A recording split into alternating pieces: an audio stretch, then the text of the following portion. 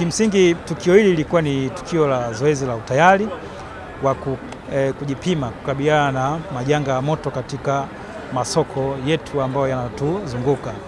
Na lengo kubwa zaidi sio kupima utayari tu wa Jeshi la Zimamoto na Uokoaji.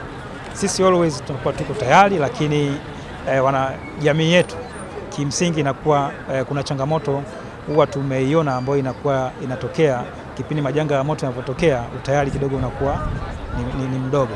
Kwa hiyo tumefanya zoezi hili mahususi kabisa kwa ajili ya kuhakikisha kwamba kwa pamoja sisi sote tunakuwa tayari kukabiliana na majanga haya ya moto, kuanzia Jeshi la Zimamoto na Uokoaji, wafanyabiashara na wadau wote wanaotuzunguka kwa usalama. Kikubwa zaidi nachotaka kuweza kutoa rai kwa wafanyabiashara wanaofanya kazi katika masoko yetu haya pamoja na uongozi kwa ujumla ni kuhakikisha kwamba masoko yetu yanakuwa salama muda wote. Kwa kufanya hivyo, tunaweza kufanya hivyo kwa kuhakikisha kwamba tunachukua kinga na tahadhari dhidi ya majanga ya moto. Mtu wa kwanza ambaye anaweza kaona tukio la moto ni mfanyabiashara ambaye yuko katika soko husika. Kwa hiyo lazima hakikishe kwamba anajidhatiti kuwa na kuchukua tahadhari na kinga kwa kuwa na vifaa vya kuzima moto, vifaa saidizi vya kuzima moto, lakini pia na vifaa vya kuweza kung'amua moto. Tunaita alarm system na detection system. Vile vifaa vinaweza vikasaidia kung'amua moto ukiwa katika hatua za awali kabisa. Kwa hiyo endapo kila soko litakuwa lina vifaa hivi kwa 90 pointi kadhaa, tunaweza tukakabiliana majanga haya katika hatua za awali kabisa ili yasilete majanga ama madhara makubwa kwenye jamii. Lakini jitihada za mwanadamu hazishindi kudra za Mwenyezi Mungu.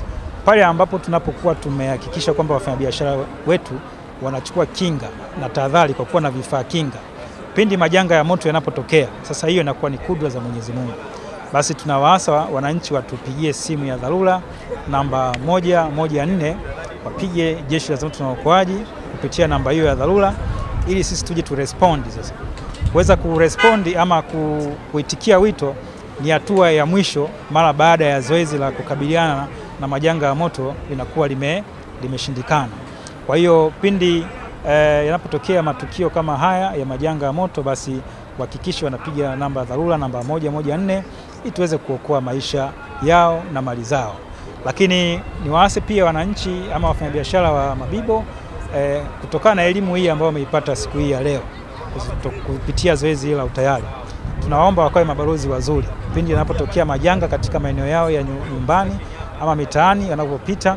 Inapotokea changamoto yote ya moto, basi wawe ni mabalozi wa kwanza wa kutoa taarifa ya awali, kwa sababu tunatakiwa tuokoe maisha ya watu na mali katika hatua ya awali. Kwa hiyo unapotoa taarifa ya awali ndipo tunapoweza kufika kwa wakati na kuweza kukabiliana na majanga haya.